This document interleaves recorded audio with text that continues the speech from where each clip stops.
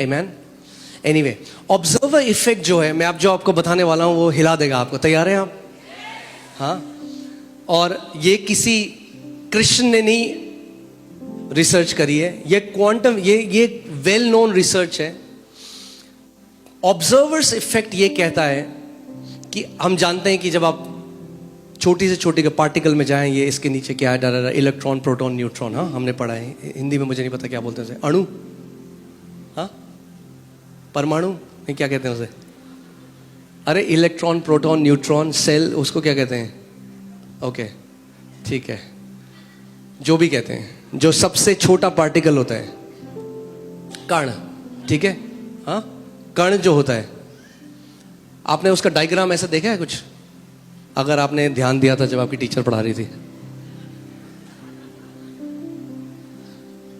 देखा आपने? ऐसे कुछ होता है, ऐसे कुछ, हाँ, देखा आपने? एटम जिसको बोलते हैं, एटम, राइट। क्वांटम फिजिक्स में पता चला कि ये जो पूरी दुनिया है ना, ये पार्टिकल, इसको बोलते हैं सबसे छोटा पार्टिकल। पार्टिकल क्या बोलेंगे हिंदी में? कण। तो जब आप माइक्रोस्कोप से वो नीचे देखने लगे, और गए और गए और डीपर देखते गए, तो उन्हें पता चला हर एक चीज कण में, जिसको हम बोलते हैं एटम। मगर उन्हें पता चला कि पूरी दुनिया में जो ये दुनिया है ना, ये कण के रूप में नहीं है, ये तरंगों के रूप में है। ध्यान से सुनो। मगर जब इंसान ऑब्जर्व करता है, वो कण बन जाते हैं। नहीं आई समझ में? यही तो बात है, खतरनाक बात है। हमारा ऑब्जर्व करना उन्हें, उनकी फॉर्म को बदल देता है। यानी ये सृष्टि जानती है जब उसे ऑब्जर्व किया जा रहा है।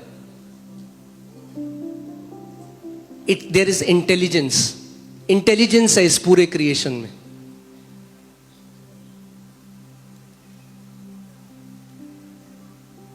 हालेलुया। नहीं समझ में आया? फिर से मैं समझाने की कोशिश करता हूं। ये जो आप ठोस देख रहे हो ना, ये ठोस, अब इसको सिंपल भाषा में समझाता हूं। ये ठोस नहीं है, ये तरंगे हैं, क्योंकि आप इसे देख रहे हो इसलिए ठोस है, सिंपल भाषा में। तरंगे क्या हैं? आप जानते हैं तरंगे क्या होता है? वर्ड, ध्वनि तरंगों में जाती है। गॉड सेड, जो भी बोला गया उसके वचनों के द्वारा बना गया। और जो ये जो लकड़ी है, ये कहां से आई?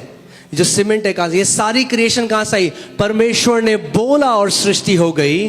तो जब साइंटिस्ट ने पढ़ने की कोशिश करी, भैया जब आप अंदर गए तो पता चला it's all in wave form, it's not a particle. ये कण में नहीं है, ये वेव है। मगर जब आप उसको देखते हो तो वो कण बन जाता है।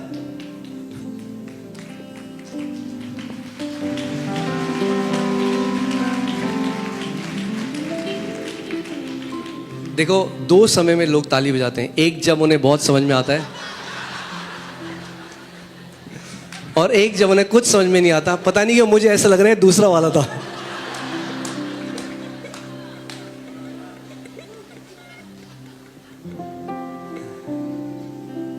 यानी इसका मतलब मैं आपको क्या बता रहा हूं कि आपकी रियलिटी इस बात में निर्भर करती है कि ऑब्जर्वर कौन है। और क्वांटम फिजिक्स में उन्होंने एक और चीज देखी कि जब मैं देखूंगा तो वो अलग तरीके से मुझे दिखाई देगा, जब एक दूसरा बंदा देखेगा तो उसको अलग तरीके से दिखाई देगा। आप जाके पढ़ सकते हैं इसके बारे में। It's called observers effect. देखिए, लगाइए, अब तो लगाइए। हाँ, देख रहे हो? जब आप लुक कर रहे हो, looking, particle localized in space time. When you're not looking, waves spread across space and time.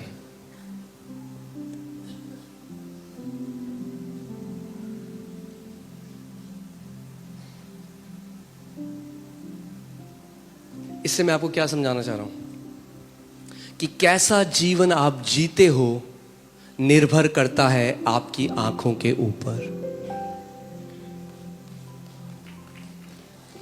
आप उसी दिल्ली में रह सकते हो, उसी पड़ोस में रह सकते हो, उसी कंपनी में काम कर सकते हो और एक बहुत ही आशीषित जीवन जी सकता है और एक अपने आप को कोसता रहेगा। सेम चीजों के बीच में आपकी दृष्टि, आपके देखने की क्षमता पर डिपेंड करता है। यिर्मयाह तू क्या देखता है? अब्राहम जितनी भूमि तू देखता है मैंने तेरे को दे दी है।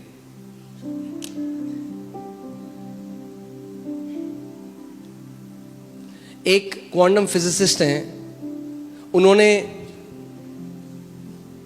बोला कि हर एक व्यक्ति के लिए देयर आर 100 बिलियन पॉसिबिलिटीज। कई लोग कहते हैं ना कैसे होगा, यही तो नहीं सोचना है। 100 बिलियन तरीके हैं परमेश्वर आपके लिए कर सकता है। आपको केवल देखना है कि वो हो चुका है आपके लिए। अगर आपने ये देख लिया कि हो चुका है तो 100 अरब तरीके हैं परमेश्वर के आपके लिए करने के लिए। कैसे होगा आपका काम नहीं है जानना, आपका काम है वो देखना जो परमेश्वर ने कहा है और उस चीज को देखना कि वो हो चुका है। इसीलिए मैंने अपनी बुक में एक डेफिनेशन दी थी फेथ की, और वो है, कहां गई पेन? हालेलुया, हाँ ये रही। फेथ क्या है? Faith is picture it done. क्या है विश्वास? कल्पना में देखो कि हो चुका है, तब आप विश्वास कर रहे हो उस चीज के लिए। Picture it done. हालेलुया। मरकुस 11:24। मैं ज्यादा नहीं ले जा रहा हूं क्वांटम फिजिक्स में आपको, बट मुझे पढ़ना पसंद है क्वांटम फिजिक्स। इतनी सारी चीजें उसमें किंगडम ऑफ हेवन के बारे में। आमीन। एनीवे, मार्क 11:24, मरकुस 11:24। इसीलिए मैं तुमसे कहता हूं, प्रभु यीशु मसीह कह रहे। अब ध्यान से सुनो, प्रार्थना एक धार्मिक रीति रिवाज, एक धार्मिक क्रिया नहीं है। मेरे पीछे बोलो, प्रार्थना एक धार्मिक क्रिया नहीं है।